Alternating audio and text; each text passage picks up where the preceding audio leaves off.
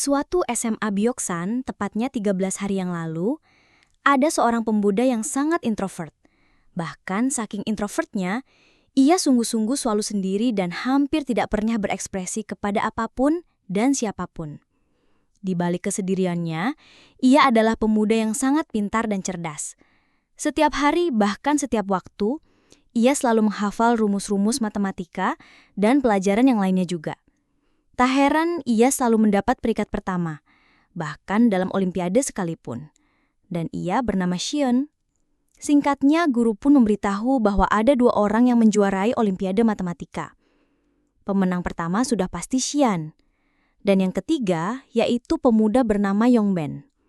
Sekarang, di waktu istirahat, Yongbin dan 2 anak buahnya sedang melecehkan salah satu murid.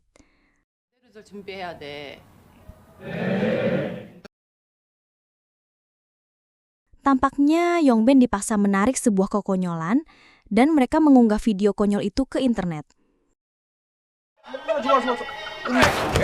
영상의 반응 존나 좋은 거 같지 않냐? Setelah puas merundung anak itu, Yongbin menyerang Xion dengan melemparkan sendal kepadanya.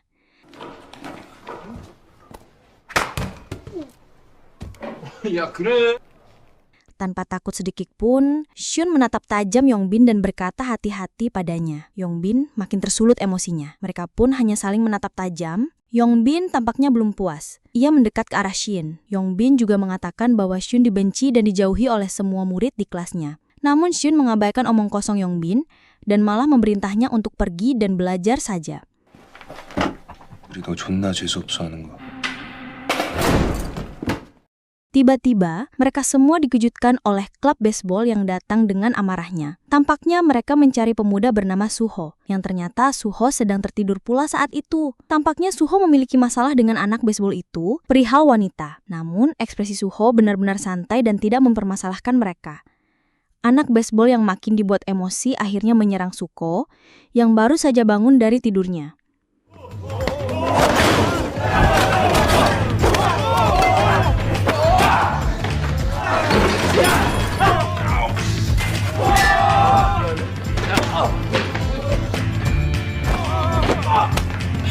얘네 운동부가 알겠다고 기가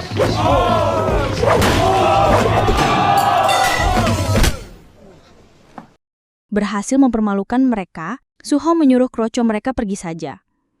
Suho sendiri adalah anak yang hanya menjalani hidup dengan apa adanya. Ia juga memiliki fisik yang bagus dan bela diri yang hebat. Namun walau ia sangat hebat dalam perkelahian, tidak membuli anak-anak lain. Melihat Suho semenakutkan itu, Yongbin dan anak buahnya hanya bisa berdiam diri di pojok ruangan. Setelah itu, Suho ditatap tajam oleh Xion karena ia menjatuhkan barangnya. Ia pun dengan rendah hati meminta maaf dan mengambilnya. 미안하다. Setelah pulang, Xion bertemu dengan ayahnya. Tampaknya ayahnya sedang sibuk dan hendak pergi beberapa hari ke depan untuk berlatih. Sepertinya ia atlet Korea. Pada intinya, sang ayah mendapat kabar bahwa Xion telah menjuarai olimpiade matematika. Dan tentu saja, ia merasa sangat bangga pada anaknya itu. 그지? Setelah itu, Xion yang langsung lanjut belajar, didatangi ayahnya yang hendak pergi. Ayahnya ini cukup khawatir pada Xion, namun apalah daya sang ayah. Mungkin anaknya ini sangat terobsesi dengan ilmu pengetahuan. Keesokan harinya, seperti biasa, Xion datang sangat pagi guna bisa belajar sebelum kelas dimulai. Namun saat ia menyalakan lampunya, ia melihat Suho yang ternyata telah menginap semalaman di sekolah.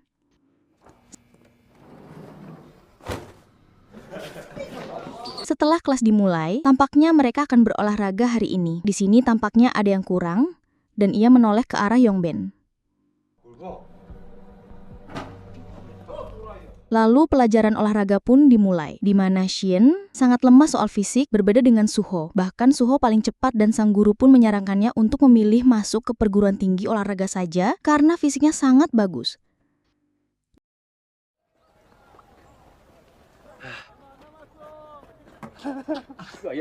Di tempat istirahat, Yongbin dan gengnya merendahkan Xion yang sampai saat ini belum mencapai akhir. Suho yang melihat hal itu langsung melemparkan sepatunya ke arah mereka. Mereka tampak sangat pemalu. Bahkan Suho juga meminta mengambilkan sepatunya lagi. Suho menanyakan nama krocos Yongbin, yang ternyata ia bernama Jungchan. 5분 48초. 공부도 탄력 괜찮습니다. Setelah olahraga selesai, Yongbin dan dua temannya mulai meledek Shin kembali. Yang ternyata Shin sendiri berada di sana. Shin mendekati Yongbin dan memintanya untuk segera berhenti membulingnya. Namun Yongbin dan temannya malah menyerang Shin dengan kasar.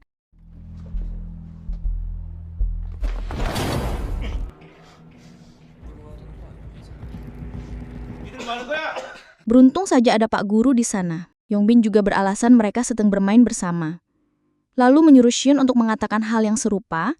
Bodohnya Shin mengiyakan apa yang dikatakan Yongbin, sehingga guru itu pun mempercayai dan pergi dari sana.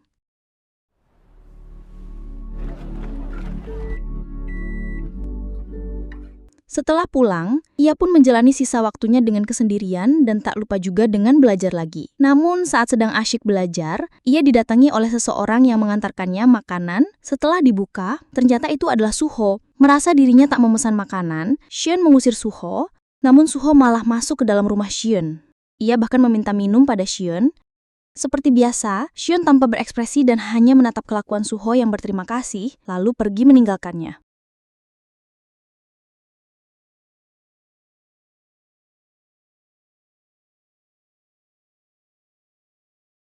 Besoknya, di kelas Yun kedatangan murid baru bernama Bumshok. Setelah masuk jam istirahat, Bumshok didatangi oleh Yongbin dan gengnya. Mereka pun menanyai Bumshok, dan ternyata Bumshok pindahan dari SMA Mugang, yang dimana SMA itu diisi oleh anak-anak elit dan kaya raya. Lalu Yongbin menanyakan apakah ia mengenali pria bernama Jiwan. Di sana Bumshok hanya gugup menjawab namanya terdengar familiar, namun ia tidak mengenalinya. Pembicaraan mereka terpotong karena Shyun meminta Yongbin menyingkir dari tempat duduknya. Namun Yongbin enggan diperintah oleh Shyun. Akhirnya Shyun cukup kesal. Ia lalu mengambil ballpointnya seakan siap menyerang Yongbin.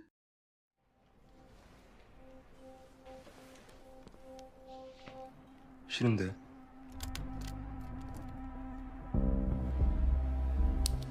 Beruntung saja itu dapat diredakkan karena Suko meminta mereka tidak berisik karena ia sedang tertidur. Yungen dan gengnya pun pergi meninggalkan mereka. Bumshok nampaknya memperhatikan bekas luka cekikan Shyun. Ia pun berpikir mungkin Shyun korban bulian mereka. Bumshok pun lebih memilih untuk diam saat ini.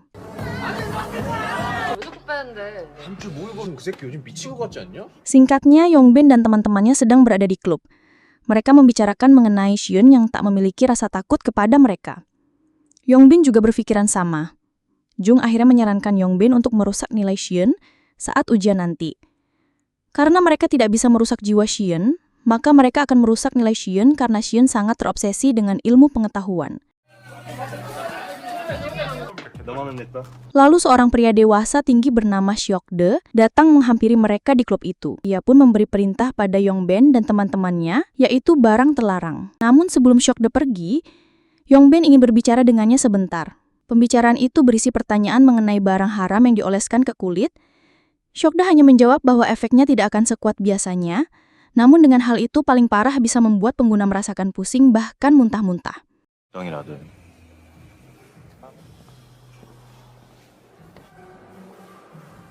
Setelah Seokde pergi, Yongbin segera menelpon kenalannya yang bernama Diary, jiwan SMA yang sama dengan Bumshok. Setelah pulang les, Shyun yang berjalan sendirian dihadang oleh penjual barang ilegal yang menjualnya ternyata Seokde dan bawahannya. Mereka menganggap Shyun lah pelanggannya. Shyun yang tidak merasa membeli barang mereka hanya menatapnya dan memerintah mereka menyingkir. Namun para preman itu tak suka dengan perilaku Shyun. Shyun juga mengeluarkan ballpointnya seolah ia telah siap bertarung.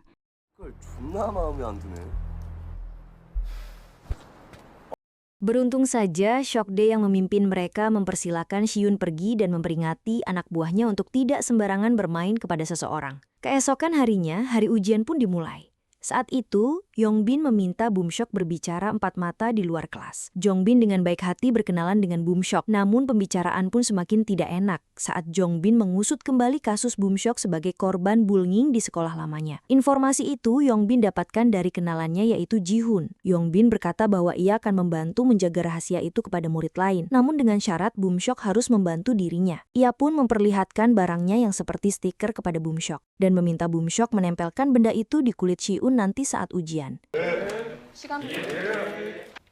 Saat ujian dimulai, Yongbin meminta Boomshok untuk segera menempelkan benda itu kepada Ji-hoon. Dan dimulailah aksinya.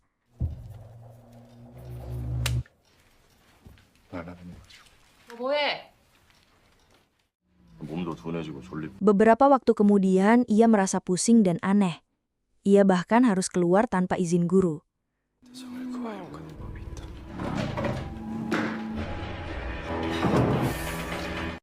Ia telah meredakan pusing gilanya. Ia pun kembali ke kelas dengan tatapan kosong dan tanpa ekspresi. Ia juga mencabut stiker itu.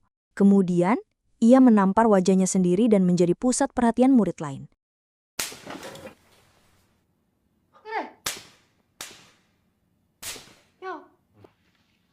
아니에요. Singkatnya, ujian pun telah beres. Para murid memeriksa hasil mereka sendiri-sendiri, lalu fokus Ji-hoon terganggu ketika ada satu jawaban yang ia isi salah. Ji-hoon yang menjunjung tinggi nilai akademik merasa tidak ikhlas menyalahkan jawabannya sendiri. Lalu ia pun memukul mejanya dan membuat satu kelas terdiam karena Ji-hoon.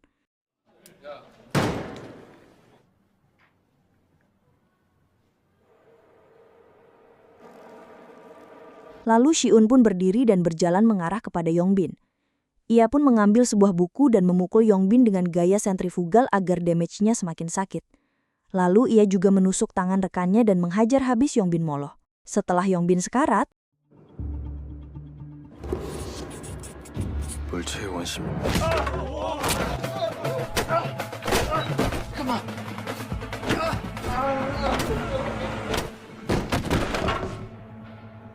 Ji-hoon memperingati Yongbin untuk menghentikan perundungan kepadanya. Ia pun hendak menginjak wajah Yongbin, namun beruntung saja, Ji-hoon didorong oleh Suho agar tidak terlalu berlebihan kepadanya. Ji-hoon tak memperdulikan Suho dan melempar tempat pensilnya, lalu menyerang Suho dengan kursi.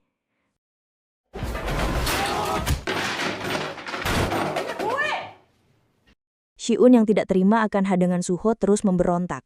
Sampai akhirnya guru pun masuk dan menghentikan tindakan Ji-hoon yang sudah kelewatan.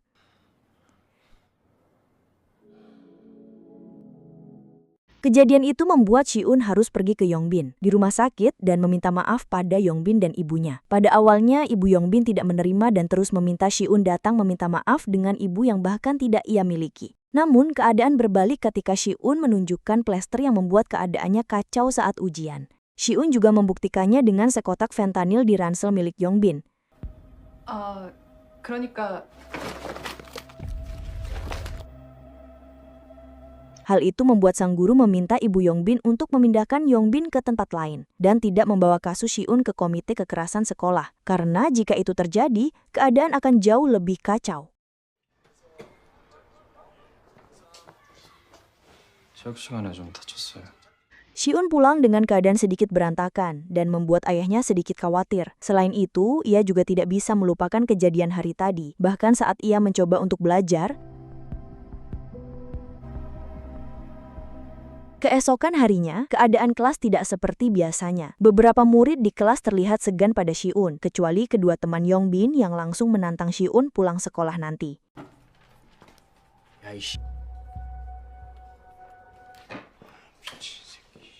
Tidak takut, Ji-hoon malah menantang balik mereka sekarang juga di toilet. Sehingga satu kelas mengikuti mereka bertiga ke toilet.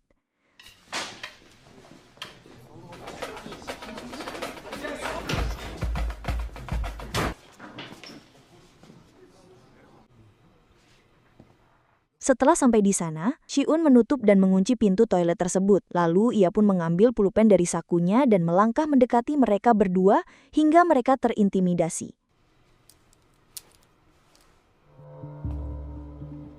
줌을 울린다. 객 울린다. Mereka berdua ketakutan dan hanya bisa diam. Siun akhirnya meminta mereka menyudahi perundingannya saat ini dan pergi meninggalkan mereka berdua. Ancaman itu membuat beberapa teman sekelas Siun yang bahkan tidak dekat dengannya bertindak sok akrab, yang jelas saja diabaikan oleh Siun.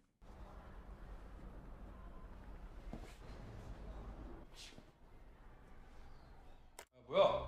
다 어디 갔어? Di rumah sakit, Yongbin dijenguk oleh Seokdae. Selain itu, ia juga meminta kakak sepupunya untuk melakukan sesuatu pada Siun. Yongbin bahkan bilang akan memberi berapapun yang kakak sepupunya minta sebagai bayaran. Pulang les, Siun bertemu Suho yang sedang bekerja part-time dan meminta maaf padanya akan kejadian Yongbin. Setelah itu, mereka menjalankan kesibukan mereka masing-masing. 해보자.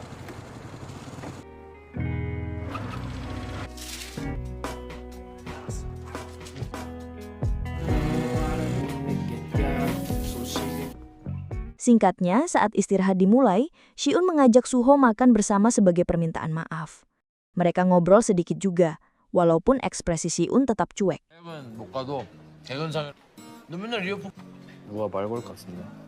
Di meja lain, para siswa mulai membicarakan tentang Siun yang tidak terkena hukuman dari Komite Kekerasan Sekolah, dan fakta tentang Yongbin mengonsumsi fentanyl mulai terdengar. Selain itu, mereka juga terheran dengan kedekatan Siun dan Suho yang sangat tidak biasa. Di lain tempat, seorang pemuda SMA sedang bermain judi. Ia mengalami kekalahan dan terpaksa harus meminjam pada bank ilegal yang diurus sendiri oleh Seokdae.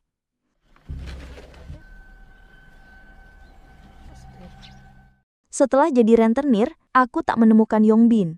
Ia juga mengenalkan sepupu wanitanya yang bernama Yongyi. Setelah itu, mereka pun membahas mengenai urusannya dengan Siun. Saat keluar dari sekolah, Siun dihampiri oleh Bumshok. Di sana, Bumshok mencoba meminta maaf pada Siun. Namun Siun tetap cuek dan tidak memaafkan Bumshok. Setelah itu, Siun lalu pergi meninggalkannya.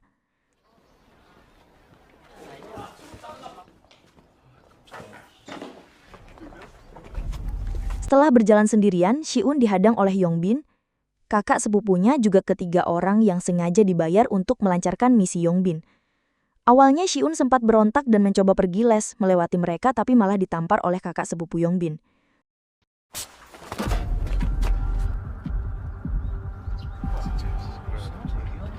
Semua murid yang hendak pulang melihat ke arah mereka dan hanya bisa diam, begitu juga dengan Bumshok. Siun akhirnya dibawa pergi oleh Yongbin dan backingannya.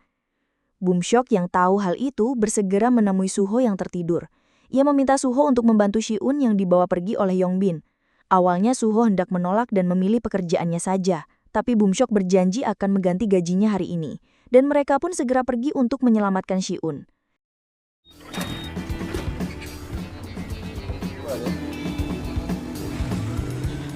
Siun terpojok awalnya, tapi dengan keterampilannya, membuat strategi dan memanfaatkan alat di sekitarnya untuk melawan, ia akhirnya bisa memutar keadaan dan mengalahkan Yongbin dan orang-orangnya. 공부도 못하게.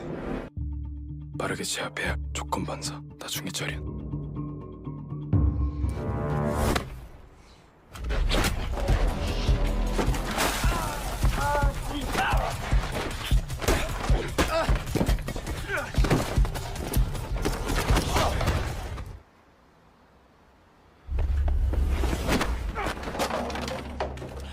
Walau hanya berlangsung sebentar, pada akhirnya Siun bisa selamat dengan bantuan dari Suho dan Bumshok.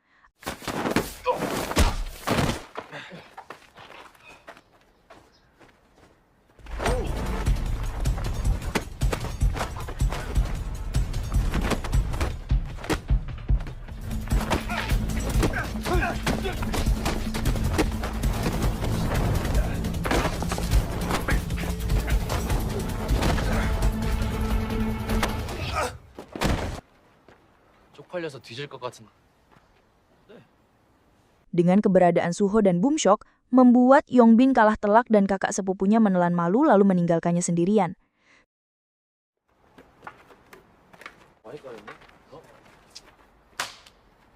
Setelah berkelahi, mereka bertiga pergi ke sebuah tempat makan. Awalnya Siun menolak, namun setelah dipaksa oleh Suho, ia pun mau mengikuti mereka berdua. Namun saat sampai di sana, ternyata mereka malah dimintai membantu Suho dengan pekerjaannya yang tertunda karena membantu Siun. Setelah itu, mereka pun akhirnya mengobrol untuk kejadian di hari ulangan. Boomshok merasa sangat menyesal telah melakukannya pada Shiun. Selain karena diancam, ia juga tidak tahu mengenai narkoba berbentuk plester itu. Setelah semuanya terklarifikasi dengan baik, mereka bertiga menghabiskan malam bersama di tempat makan barbecue.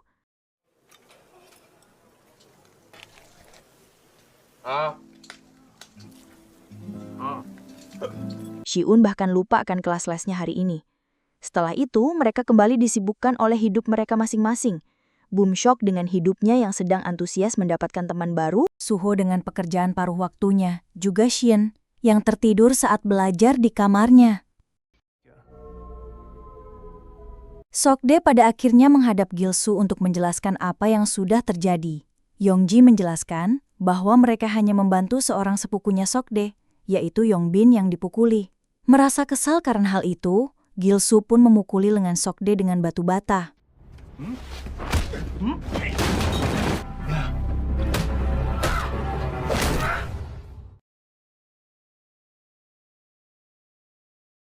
Singkatnya Shin, Suho, dan Boomshok malah main biliar, padahal mereka bertemu untuk penilaian mapel. Awalnya Shin hendak pergi sendirian, tapi Suho memaksanya untuk bermain biliar terlebih dahulu. Akhirnya ia pun terpaksa bermain dan menggunakan hukum refleksi untuk menambah akurasi dari permainannya.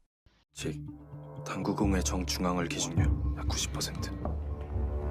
Dan terbukti ia berhasil win streak dalam permainannya. Setelah itu mereka pun berpisah, di mana Suho dan Boomshok pergi untuk minum, lalu Shin pergi untuk belajar. 졸라. 하고. Di rumah sakit, terlihat Yongbin kaget melihat lengan Sokde. Lalu Gilsu pun menjelaskan bahwa itu gara-gara Yongbin. Dengan cara itu, Gilsu pun meminta bantuan kepada Yongbin yang nanti juga ada. Perjalanan pulang, hujan deras turun dan membuat Shin harus membeli payung. Namun, di sana ia malah bertemu dan memergoki Yonggi yang sedang maling lipstik. Karena takut ketahuan, ia pun berpura-pura menjadi pacar Shin agar bisa keluar dari toko tersebut.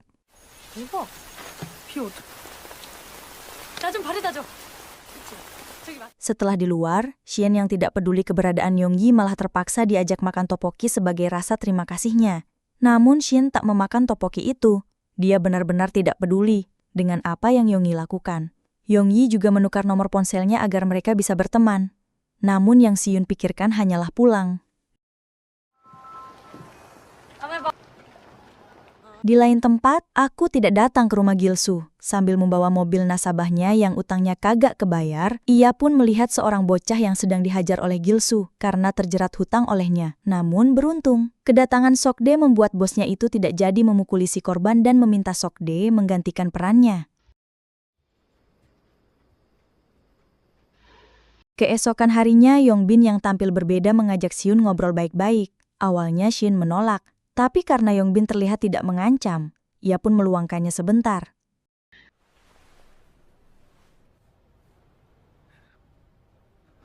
Pembicaraan mereka cukup mengenaskan, di mana Yongbin memohon pada Shin dan yang lainnya untuk membantu dirinya yang tidak ingin dibawa ke panti asuhan karena kasus barang haram kemarin, dengan cara memberi bukti bahwa barang haramnya saat itu bukan miliknya. Dikarenakan mereka mau menolong Yongbin, mereka pun diajak masuk ke rumahnya. 너 왜 지하로 가냐? 그냥 뭐 먹을 거야? 나중에 너 왜 알바 안 가겠지?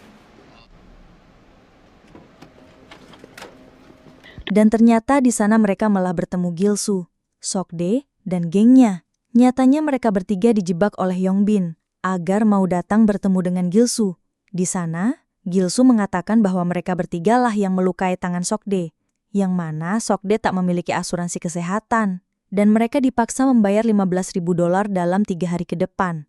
Karena tidak merasa melukai tangannya, Chiyun pun meminta bukti jika mereka bertiga melukai Sokde. Karena tidak ada bukti, Gilsu pun menodongkan pisaunya dan tidak mau tahu. Jika mereka tak memberikan $15.000 saat itu juga, mungkin Gilsu akan membunuh mereka. 그때까지 돈 안 가져오잖아?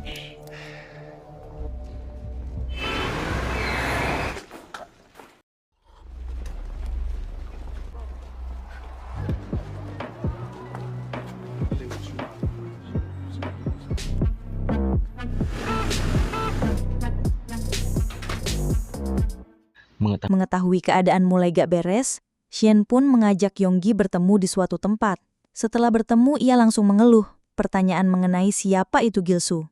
Yonggi dengan senang hati menjelaskan bahwa Gilsu adalah orang yang menyediakan tempat tinggal dan pekerjaan ilegal. Selain itu, Gilsu juga memang gila uang dan tak akan segan untuk membunuh. Lalu ia juga memiliki koneksi dengan gangster sungguhan. 지금도 조폭이랑 줄 있어. 진짜 깡패.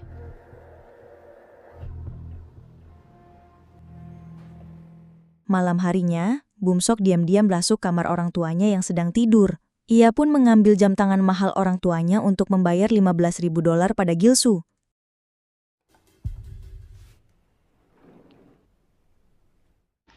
Besoknya ia pun memberitahu Shin dan Suho bahwa masalah ini akan selesai karena ia akan membayar 15.000 itu. Mereka berdua yang tahu bahwa itu bukan uang milik Bumsok menolak untuk dibayarkan pada si Gilsu. Dan menurut mereka akan lebih baik jika mereka melapor kepada polisi karena Shin mengetahui info yang lebih jauh dari hasil ngobrol dengan Yonggi kemarin.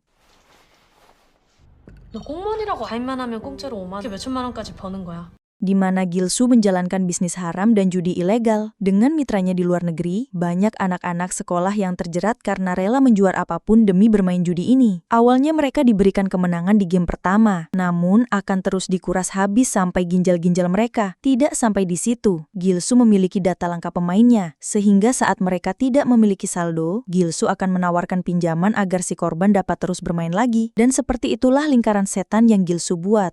Maka dari itu, Shin akan melaporkan hal itu, di mana banyak barang-barang bukti juga di markas si Gilsu ini. Saat pulang, mereka bertiga kembali dicegat oleh Gilsu dan anak buahnya. Suho akhirnya berbicara pada mereka bahwa ia akan mengatasi Gilsu mengenai pembayaran $15.000 tersebut. Lalu Shin dan Bumsok bisa melapor ke polsek agar bisa langsung menggerebeknya. Awalnya Bumsok tak setuju, namun Suho meyakinkan bahwa rencana ini akan berhasil. 삼총사의 족 같은 소리. 아이씨. 세팅 좀만 하면은 돼. 5만 원 주는 쿠폰. Setelah Suho sendirian menghampiri Gilsu, Suho pun tak langsung memberikan uangnya. Ia ingin berbasa-basi dulu sambil minum teh. Awalnya Gilsu menolak, namun saat Suho membuka topik mengenai judi ilegalnya dan mengusungkan suatu ide bagus untuk perkembangan penipuannya, ia pun mengajak Suho ke kediaman Gilsu. Sokde dan Yongji tidak ikut diajak oleh Gilsu. Mereka diperintah untuk menunggu Shin dan Bumsok.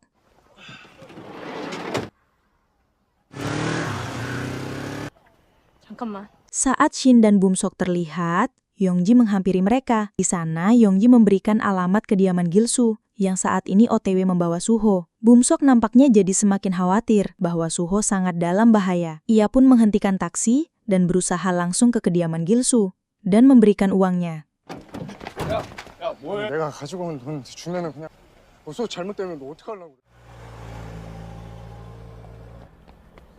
Sokde mempertanyakan apa maksud dan tujuan Yongji. Ia menjawab bahwa ia berniat menjebloskan Gilsu ke penjara. Dengan harapan itu, Yongji dan yang lainnya akan berubah dan tak terikat oleh keburukan Gilsu. Menurutnya, mereka juga memiliki hak hidup layak sama seperti pemuda-pemuda lainnya.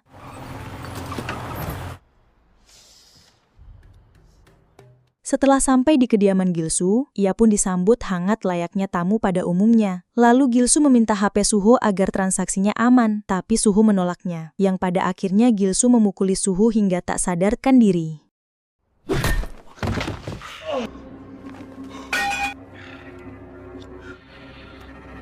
Bumsok juga berani mengambil langkah untuk masuk ke markas Gilsu. Ia pun menyerahkan $15.000. Namun Gilsu menariknya menjauh dari kediamannya.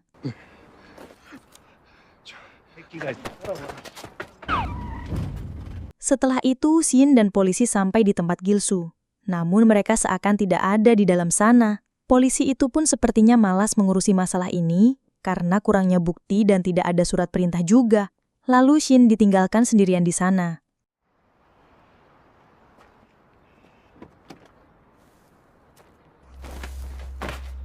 Pada akhirnya, Shin mencoba masuk sendirian.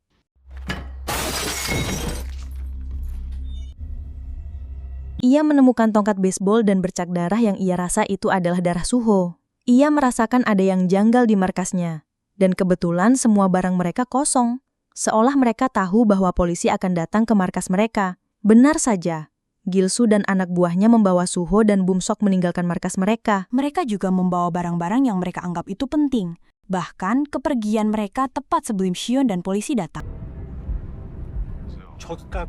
Di jalan, Gilsu yang berhasil kabur lalu menculik 2 murid itu langsung menelpon Sokde dan memintanya untuk datang ke markas mereka yang lain. Ia juga memerintahkan Sokde untuk membawa adik sepupunya, yaitu Yongyi, karena Gilsu menganggap Yongyi biang masalah semua ini.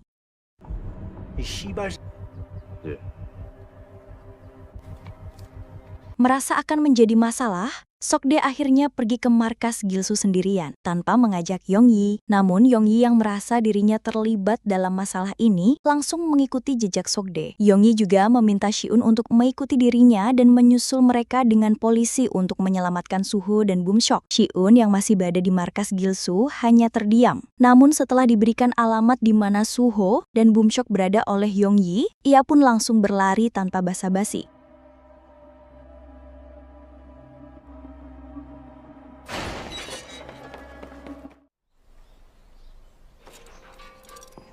Di sisi lain, Gilsu sedang menunggu kedatangan Sokde dan Yonggi. Bumsok dan Suho juga disekap. Mereka tidak bisa melakukan apapun. Saat mereka berbicara, salah satu anak buah Gilsu meminta mereka untuk diam. Suho juga membalas kata-kata kasar preman itu dan membuatnya dipukuli di tempat.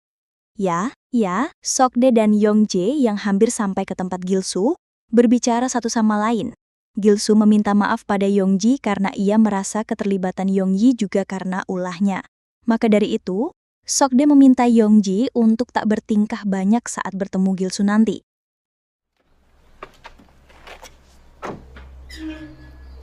Sedangkan Siun, ia yang baru sampai segera masuk ke area sana sambil melapor pada pihak kepolisian. Gilsu yang didatangi Sokde memintanya mendekat. Ia berkata bahwa Sokde telah ia beri makan, tempat tinggal, bahkan membayar setiap pekerjaannya. Namun mengapa Sokde tetap berkhianat padanya? Sokde pun langsung menantang Gilsu dan tentu saja Gilsu meluapkan emosinya.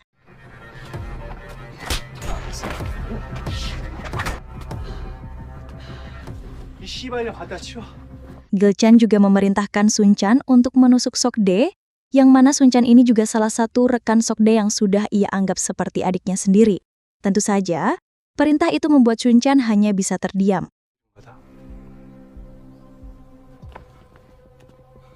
Gilsu juga mulai bermain-main dengan Suho, Bumsok dan Yongji. Ia juga sudah memutuskan untuk menusuk Suho pertama.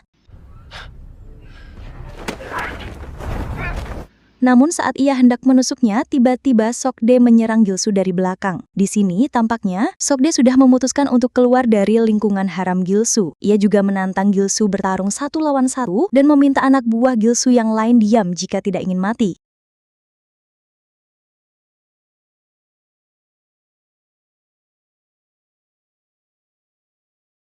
Pada awalnya, Sokde bisa membuat Gilsu tumbang. Namun, Gilsu mengambil pisaunya dan berhasil mengiris kaki Sokde hingga terkapar.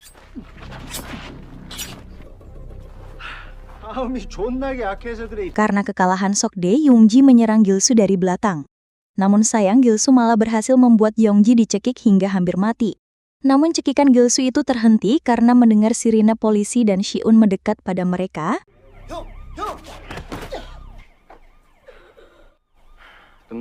Juga berkata bahwa para polisi sudah datang. Mereka sedang menggeledah mobil Gilsu di bawah. Sontak hal ini membuat Gilsu dan anak buahnya panik dan berlari ke bawah untuk menyelamatkan properti mereka. Shiun akhirnya bisa menyelamatkan Suho dan Bumsok. Ia melepaskan ikatan di tangan mereka. 야, 쟤는 왜 또 왔어? 너 존나게 똑똑하다. 어? 야, 쟤는 왜 또 왔어?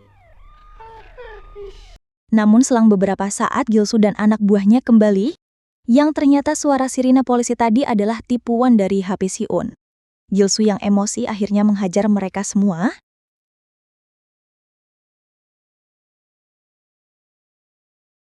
Namun saat ia sampai di gerbang untuk pergi, para polisi sudah berada di sana.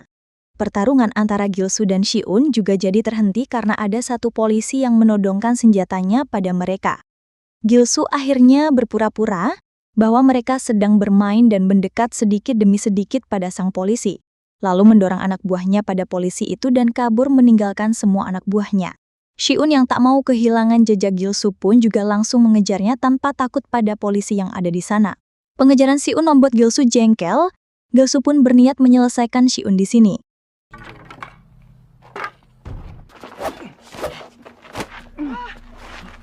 Hendak menusuk Si-un, Gil-soo kembali didatangi oleh Suho. Keadaan pun menjadi 2 lawan 1 sekarang.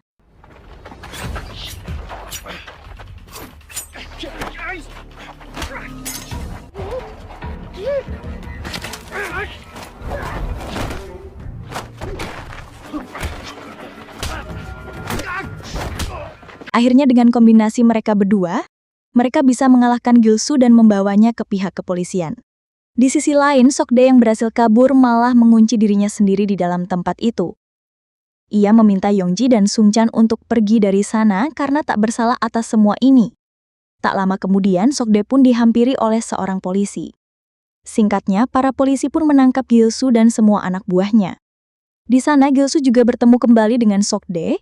Awalnya, Gil-soo mengancam Sok-dae setelah semua ini selesai, namun Sok-dae langsung menendang Gil-soo wajahnya.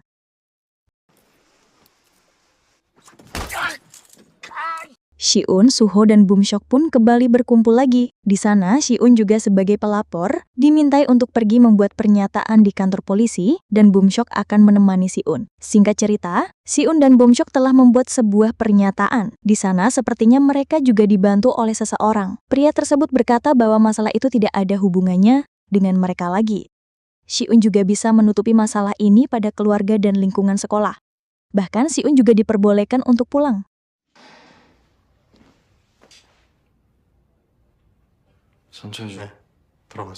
Setelah Si-un pergi, Bum-shok langsung bertanya pada pria itu, apakah ia menyembunyikan masalah ini pada ayahnya. Dikarenakan pria tersebut adalah tangan kanan ayahnya Bum-shok, pria itu pun tak bisa merahasiakan masalah ini, dan ayah Bum-shok sudah mengetahuinya.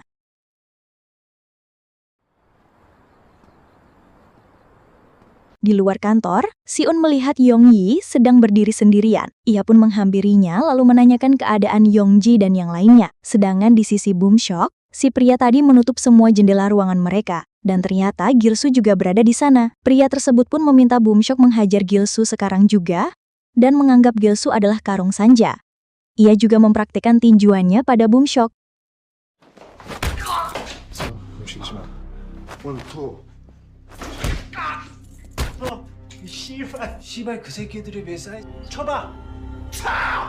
Tapi Bum-shok benar-benar tidak bisa mengenai Gil-soo.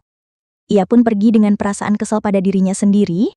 Setelah itu, Si-un dan Yong-yi pada akhirnya menjenguk keadaan Suho di rumah sakit.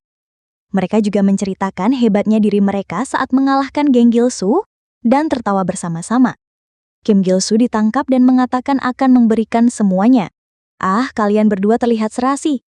Hei, beli saja. Setelah semua itu berakhir, Si-un kembali tanpa ekspresi dengan bajunya yang kusut dan kotor. Ia melangkahkan kakinya untuk pulang. Karena tak bisa pulang begitu saja, akhirnya Si-un kembali ke rumah sakit untuk menemui Suho dan Yong-yi.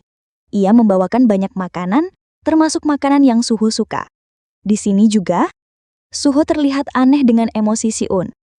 Cara Si-un menatap, berbicara, dan bersikap benar-benar berbeda dan membuat Suho memerinding. Sebagai teman sekelasnya. Bahkan Si-un juga tersenyum saat ia melihat Suho dan Yong-yi makan makanan yang ia bawakan.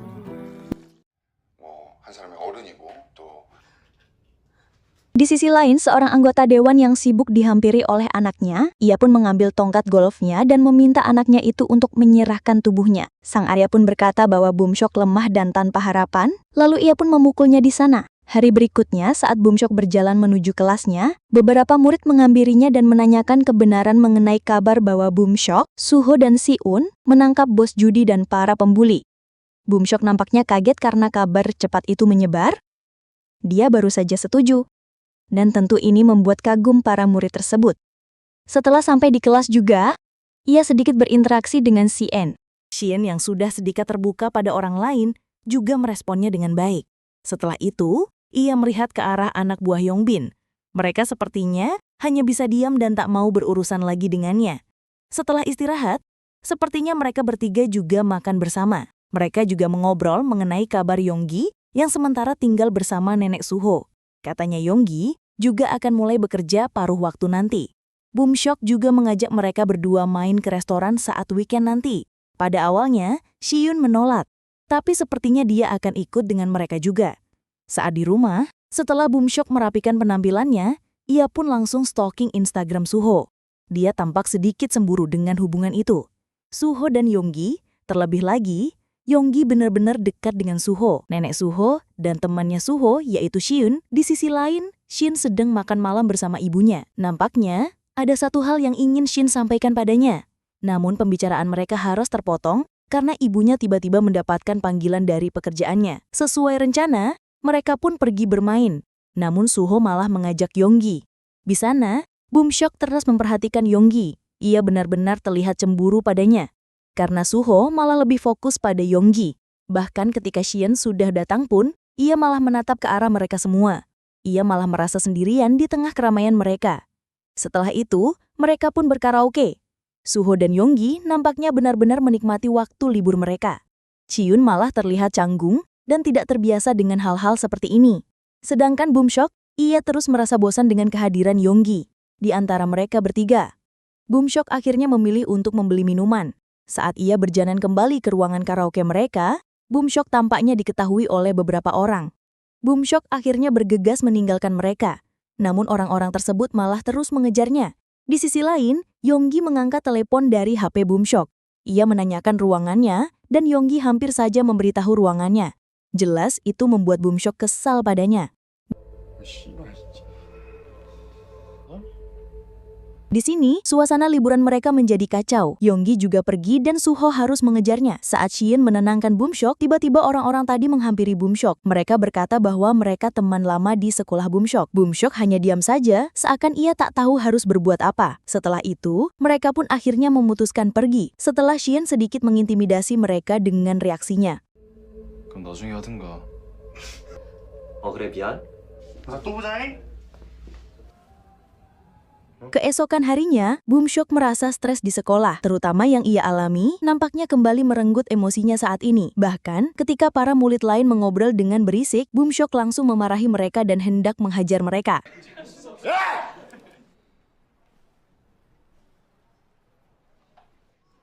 안 주겠는데? 족도 아닌 새끼가 안 소리. Saat itu, Shin dan Suho langsung melerai emosi Boomshok. Tapi di sini, Boomshok juga emosi pada Suho dan meninggalkannya. Selain itu, sepertinya Shin cukup peka apa yang dialami oleh Boomshok. Boomshok benar-benar stres. Ia terasa kembali dihantui oleh para pembuli di sekolah lamanya. Bahkan ia tak bisa hidup dengan tenang. Teleponnya selalu berdering di spam oleh mereka semua. Singkatnya, saat Shin berolahraga bersama Suho, mereka pun membahas keadaan Boomshok sebelumnya yang tak bisa dihubungi sama sekali. Akhirnya, mereka berniat untuk menemui Boomshok nanti. 그러니까 자, 이 턱은 항상 숙이고 막 패 죽여버리겠대. 가만 안 놔. 패지 말고. Singkatnya, Suho dan Shin mendatangi kediaman Boomshok. Di sana mereka cukup terkejut dengan rumah Boomshok yang sangat besar. Ketika Suho melihat mewahnya rumah Boomshok, Shin langsung menanyakan keadaan Boomshok. Di sini, Boomshok baru mau memberitahu fakta yang sebenarnya. Saat Suho melihat foto keluarga Boomshok, ia memuji keluarganya yang terlihat sangat bahagia. Namun Boomshok membantah bahwa ayahnya sengaja mengadopsi dirinya demi menaikkan citra sang ayah untuk politik. Dan sontak hal ini membuat Shin dan Suho terdiam. Singkatnya, mereka pun akhirnya mengobrol dengan serius soal keadaan Boomshok. Di sini, Boomshok menceritakan masa lalunya saat di sekolah sebelumnya. Ia dibully oleh orang-orang yang kemarin menghampiri mereka di karaoke. Ia juga sering berkunjung ke rumah sakit saat dibully. Bahkan, mereka tidak peduli setelah melaporkan pada ayahnya Boomshok. Dan itu juga jadi alasan mengapa ia pindah sekolah. Setelah mendengar semua itu, Suho benar-benar tersulut emosinya. Ia pun meminta Boomshok untuk menghubungi mereka dan ia akan membuat orang-orang itu meminta maaf pada Boomshok. Setelah tahu keberadaan para pembuli, mereka bertiga pun segera pergi ke karaoke tempat mereka berkumpul sekarang. Setelah itu, mereka pun masuk ke ruangan para pembuli itu. Di sana, Boomshok pun memerintah mereka untuk meminta maaf padanya. Namun mereka malah mengejek aksi Boomshok itu. Ketua para pembuli yang bernama Kim akhirnya berdiri dan malah mengolok-olok Boomshok. Untuk apa meminta maaf padanya? Suho akhirnya menjewer Kim, harus minta maaf. 제대로 해. 제대로. Setelah itu Boomshok pun meminta Kim untuk memukulnya berkali-kali. Saat ini, hal itu juga disetujui oleh Suho untuk membuat jera Kim dan temannya.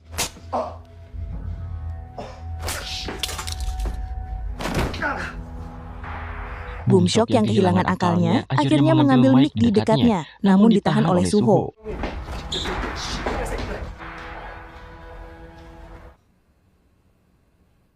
이제 범석이한테 연락하지 마. Setelah Suho membawanya, Suho malah dibuat marah oleh kata Boomsuk. Boomsuk merasa bahwa Suho memperbudak dirinya, membuatnya traktir setiap kali mereka berkumpul. Padahal, Suho tak pernah berharap seperti itu pada Boomsuk.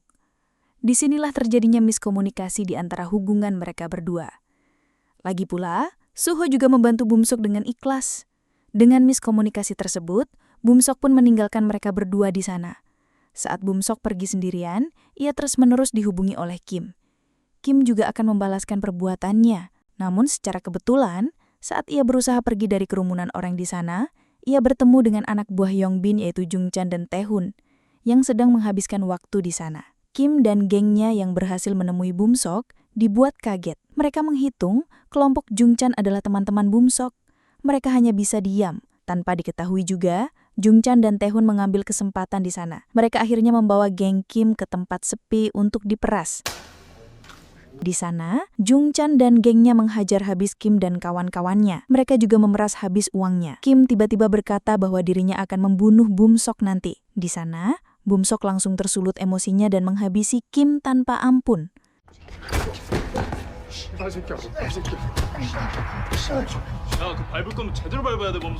Di sana juga, Jungchan dan gengnya hanya menertawai game yang sedang dipukuli oleh Boomsuk. Taehoon juga menyuruhnya untuk menghajar lebih keras. Boomsuk menghajar mereka sambil teringat pukulan Kim sebelumnya.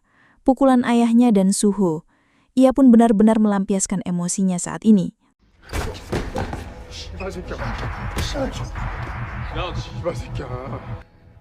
Setelah itu, Jungchan mengajak Boomsuk untuk minum bersama. Boomsuk akhirnya ikut bersama Jungchan dan gengnya. Tanpa basa-basi, Boomsuk menjadi investor terbesar mereka saat ini. Boomsuk pun dipuji dan dihargai oleh mereka semua.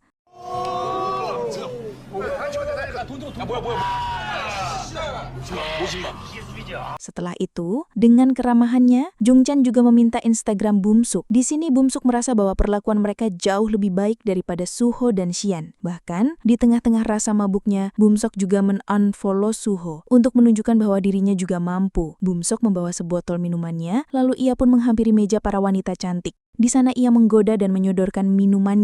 Wanita itu pun menyajikan minumannya kepada Boomsuk, dan Boomsuk pun langsung meminumnya. Setelah itu, ia benar-benar mabuk.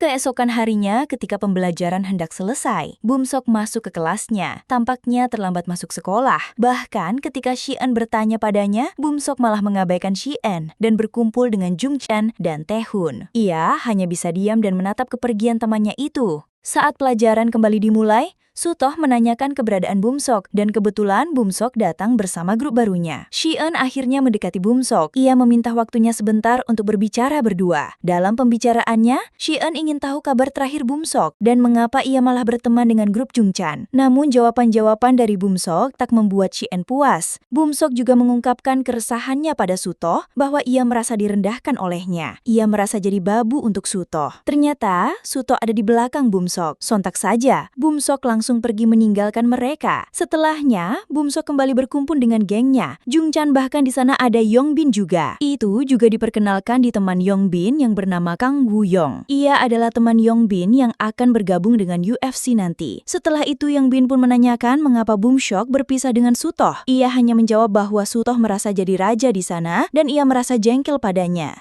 Yongbin yang mendengarnya juga memiliki rasa yang sama dengan Boomsuk.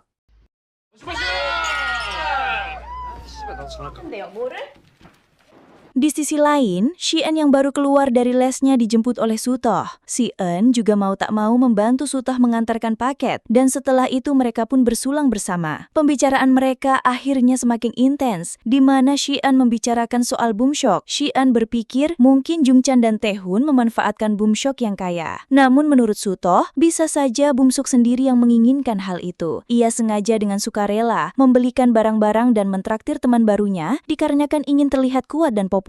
Agar terhindar dari pembulian, Boomshok benar-benar terbawa arus oleh Jungchan dan Taehoon. Mereka juga sangat akrab, bahkan Boomshok juga berpindah meja agar dekat dengan mereka. Dengan begitu, akhirnya Shi-eun berbicara dengan Jungchan dan Hoon. Ia memastikan agar Boomshok tidak dimanfaatkan oleh mereka. Mereka berdua juga mengaku bahwa Boomshok sendirilah yang mengajak mereka dan mentraktir mereka. Mereka tidak memaksa apapun pada Boomshok. Saat jam makan siang seperti biasa, Shi-eun bersama dengan Suho. Tampaknya Suho merelakan pilihan Boomshok untuk bersama dengan mereka. Boomshok sendirilah yang memilih bagaimana ia akan menjalani hidupnya. Tiba-tiba saja Boomshok dan gengnya datang tanpa mengantri terlebih dahulu. Di sana Suto pun memberhentikan mereka. Selain Boomshok, Taehoon dan yang lainnya hanya bisa menuruti perintah Suto.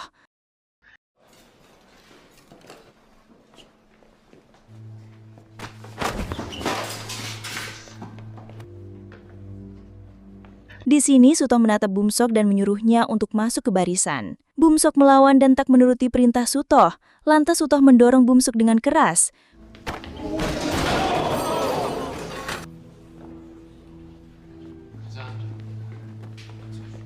Boomshok dan gengnya dengan kesal menjauh dari area kantin. Boomshok akhirnya berniat menghajar Suto. Ia pun bertanya pada Jung, siapa yang bisa mengalahkan Suto? Mungkin kontak Yongbin yang bernama Woo-young bisa mengalahkan Suto, karena sama-sama peparung. Bahkan Woo-young juga membuat live stream dengan pertarungannya sendiri. Singkatnya, Boomshok menemui Woo-young dan Yongbin. Boomshok akan membayar $1.000 jika Woo-young bisa menghajar Suto nantinya.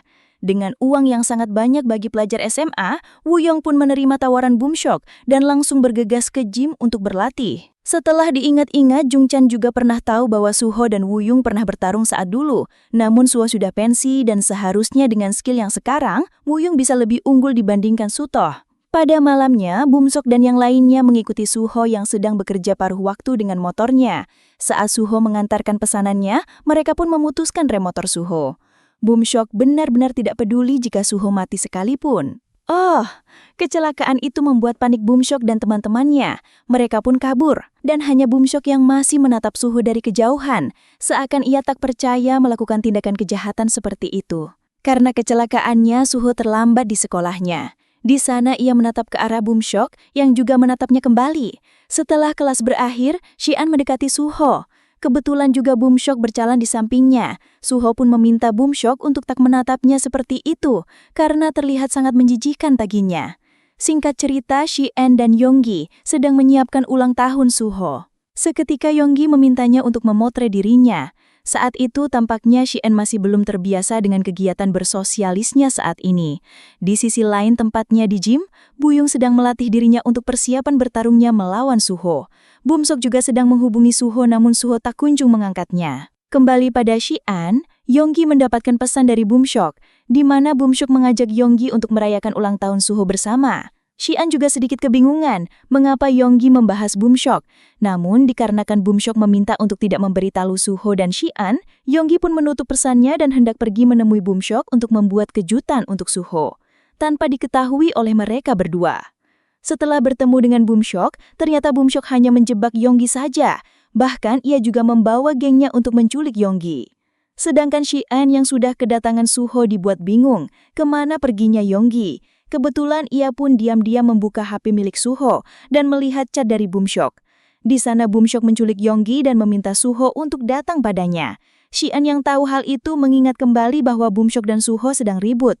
Ia pun menghapus chatnya dari HP Suho dan bergegas pergi sendirian tanpa diketahui Suho sendiri. Shi-eun akhirnya sampai di tempat.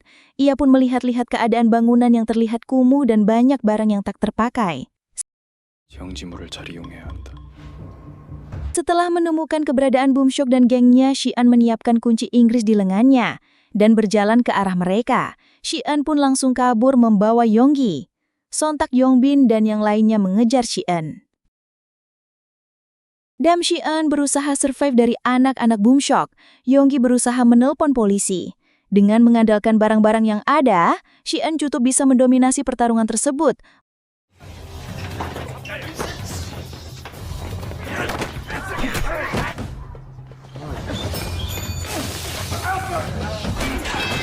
Bahkan ia berhasil mengambil lenggis yang Yongbin bawa. Hal ini jelas membuat semuanya ketakutan. Namun semua itu berakhir ketika Woo-young datang. Kekuatan Shi-eun yang ketebanding dengan Woo-young membuatnya terkapar di tengah-tengah geng Boomshok. 야, 이 개새끼가. 그만해.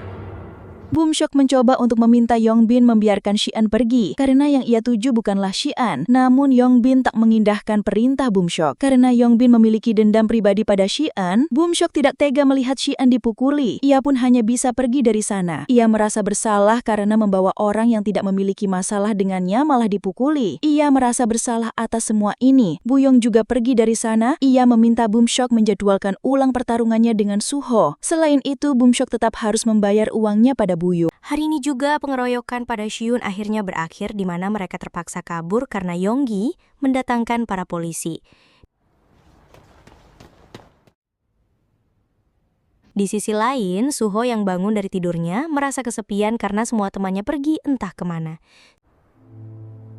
Singkatnya, Shi-eun bangun dari pingsannya, ternyata semuanya sudah diatasi oleh polisi. Di sana, Yonggi berusaha menjelaskan semuanya, namun fokusnya teralihkan oleh Shi-eun yang sudah siuman. Di sana, Shi-eun menceritakan Yonggi untuk tidak memberitahu Suho soal kejadian ini. Di sisi lain, Suho masih kebingungan dengan keadaannya. Ia juga mengecek handphonenya, namun malah tidak aktif. Sedangkan Boomshok, ia ditelepon oleh Shi-eun. Di sana, Shi-eun meminta Boomshok untuk menghentikan aksi dendamnya pada Suho. Namun ia malah mematikan teleponnya. Mungkin ia juga merasa bersalah atas semua kejadian yang ia mulai malam ini. Singkat cerita, Shi-eun teringat kembali dengan masa lalunya saat bersama kedua orang tuanya. Shi-eun memang cerdas dan pintar sejak lahir. Saat ia sedang menjalani hobinya yaitu belajar, ia selalu diganggu oleh pertengkaran kedua orang tuanya. Ia paham bahwa orang tuanya sering bertengkar karena kehadiran dirinya. Kedua orang tuanya yang sibuk membuat mereka saling menyerahkan Shi-eun untuk diurus. Yang ujung-ujungnya Shi-eun selalu sendirian sejak kecil. Aku jarang mendapat perhatian dari mereka. Aku saat ini ayahnya tahu apa yang terjadi pada Shin. Ia meminta Shin menjelaskan secara rinci masalah yang ia alami saat ini. Namun Shin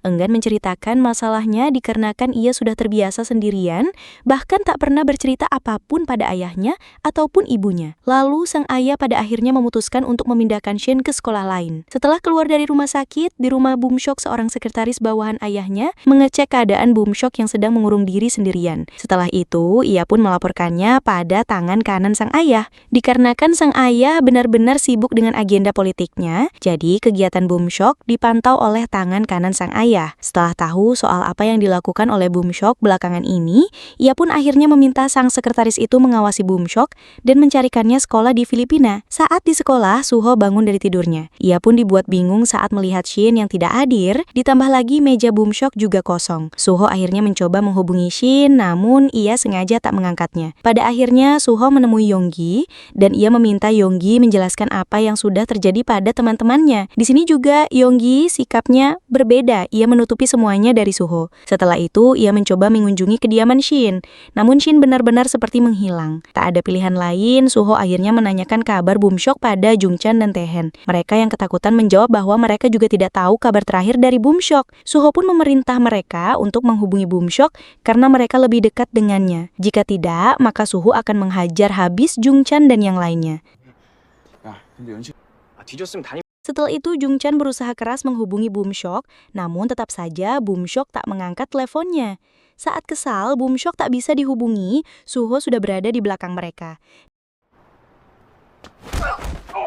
Dan pada akhirnya Jungchan menjelaskan semuanya. Pada awalnya Boomshok membayar teman Yongbin untuk bertarung melawan Suho. Namun karena Suho tidak bisa dihubungi, akhirnya Boomshok menjebak Yonggi dengan dalih akan merayakan pesta ulang tahun Suho. Setelah berhasil mendapatkan Yonggi, yang mendatangi mereka adalah Shin, Setelah pulang sekolah, Suho kembali menemui Yonggi. Di sana, ia yang sudah mengetahui faktanya langsung menanyakan di mana rumah sakit Shin. Karena terlanjur bahwa Suho juga sudah tahu, Yonggi akhirnya memberitahu bahwa Shin sudah pulang hari ini dan semua rahasia ini juga atas kemauan Shin sendiri. Setelah itu, Shin yang sedang asyik belajar dengan lengannya yang diperban, didatangi oleh tamu yang tidak lain adalah Suho. Shin menutupi lengannya tersebut. Di sini Suho juga paham bahwa Shin terluka parah. Ia menyembunyikan lukanya agar Suho tak khawatir padanya. Maka dari itu, setelah tahu bahwa sahabatnya babak belur, ia pun melangkahkan kakinya untuk pergi dengan rasa bersalahnya.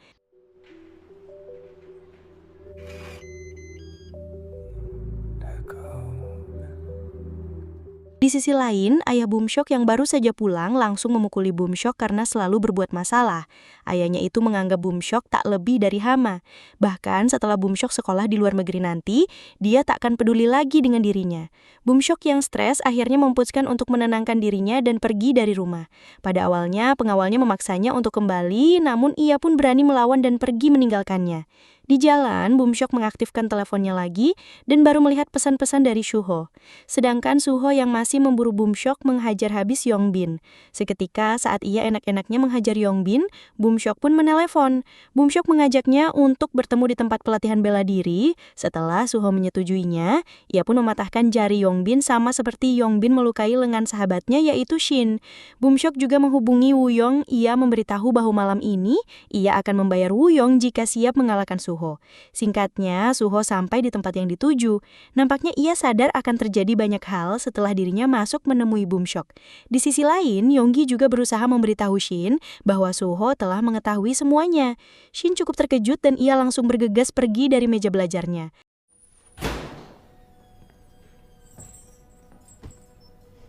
뭐하냐?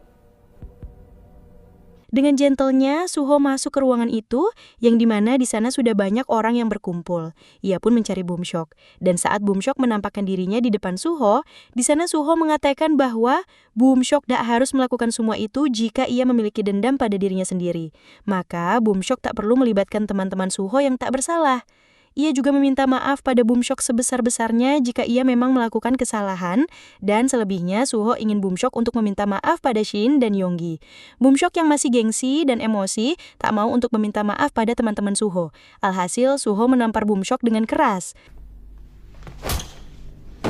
Setelah mengampar Boomshok, Woo-young yang kenal dengan Suho memintanya segera naik ke atas ring, dan sebelumnya Suho meminta waktunya untuk pemanasan bersama para kroconya.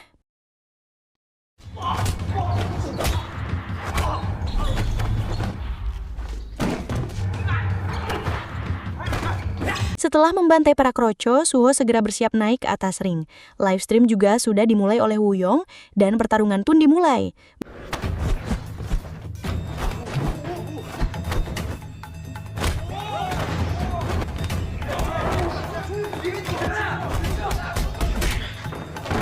Benar-benar hebat, ia berhasil membuat Woo-young sedikit kewalahan, namun Taehan yang tahu bahwa Woo-young bisa kalah menarik kaki Suho, sehingga tendangan Woo-young tepat mengenai rahang Suho hingga ia terkapar. Boomshok yang melihat Suho sudah terkapar naik ke atas ring. Ia pun langsung melampiaskan semua dendam dan emosinya pada Suho. Begitu juga dengan Jungchan dan Taehan.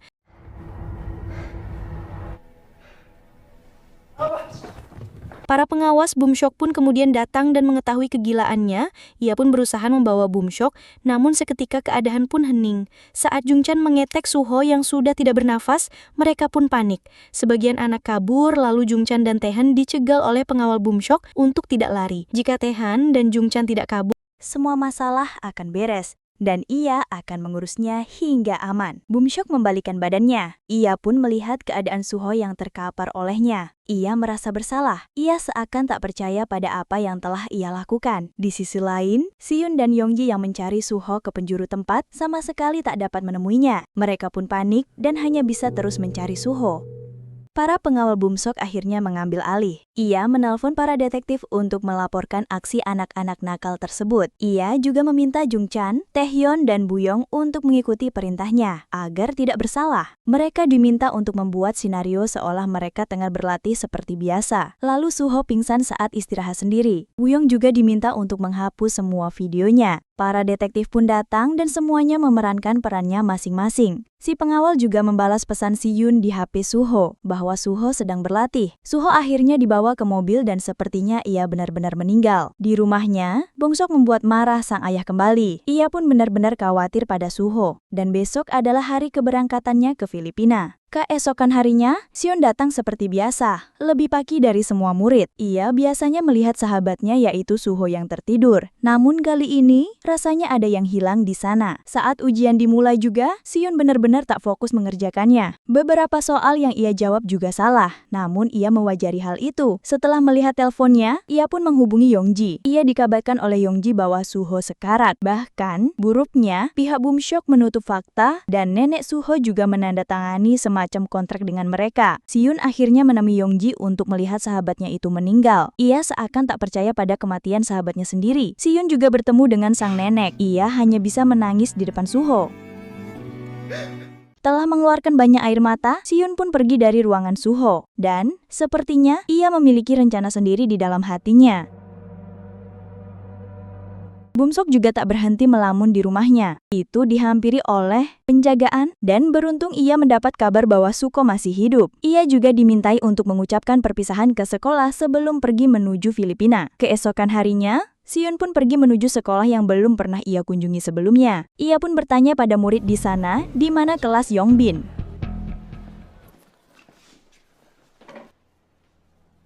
Yongbin memasuki kelasnya. Ia nampak keheranan karena semua teman sekelasnya melihat ke arah dirinya. Dan tiba-tiba, Si-yoon menghajar Yongbin dengan brutal.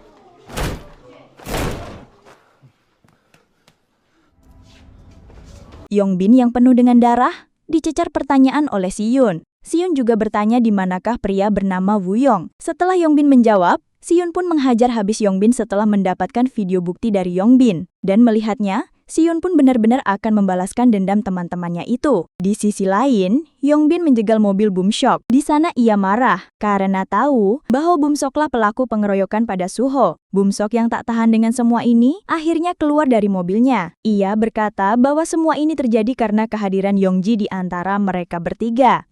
Bumshok merasa Yongji mengganggu hubungan mereka bertiga dan malah menjadi parasit di antara mereka. Si-yoon yang sudah tahu keberadaan Woo-young langsung menemuinya di gym sekolah. Di sana, ia tanpa basa-basi langsung menyerang Woo-young. Namun Woo-young tentu tak mudah dikalahkan.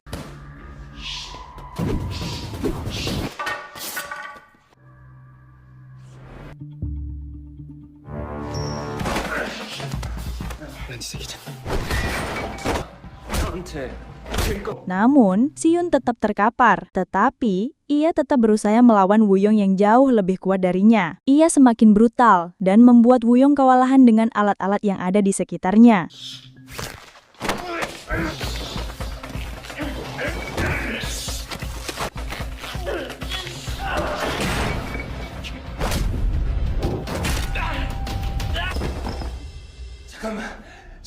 Dengan pertarungan yang sadis, Woo-young penuh dengan darah. Ia meminta maaf dan berkata bahwa semua itu ulah Bumshok. Namun seperti biasa, Si-yoon tetap menghajar mangsanya sampai kakinya cacat ditimpa oleh barbel. Bumshok dan ayahnya sampai di sekolah. Di sana, sang ayah disambut dengan baik karena ia bagian dari pemerintahan. Ia juga bertanya mengenai seorang murid yang terluka parah untuk memastikan. Dan tentunya, semua berjalan sesuai rencana. Sedangkan Bumshok sebelum perpisahannya, ia melakukan tes terakhir lebih dulu. Di sisi lain, Si-yoon yang sudah tak karuan karena hampir membunuh 2 orang kuat sebelumnya, berjalan kembali ke sekolahnya. Membutuhkan perangkat pemadam api dan masuk ke kelasnya yang hening. Tentu saja ini membuat satu sekolah ramai. Ia pun menghajar semua yang berhubungan dengan Bumshok.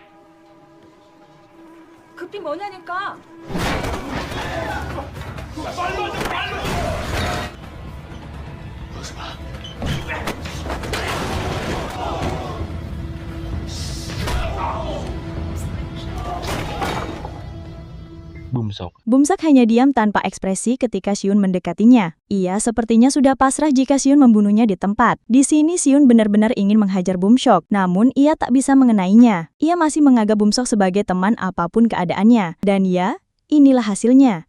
Inilah perjalanan dan mungkin akhir dari emosi sang pendiam Si-yoon.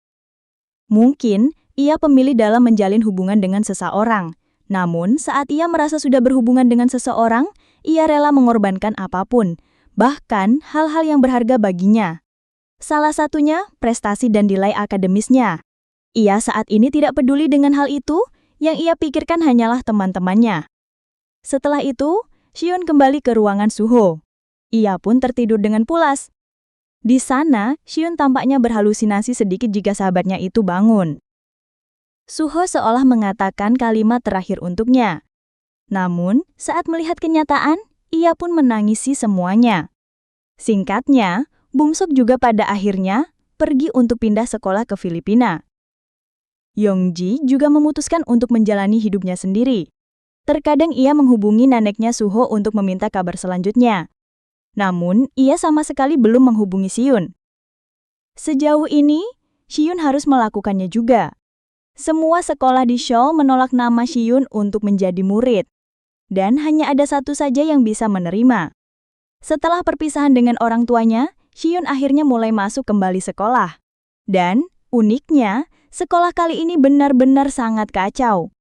Belum sebentar ia belajar di sekolah itu, Siun didatangi murid di sana.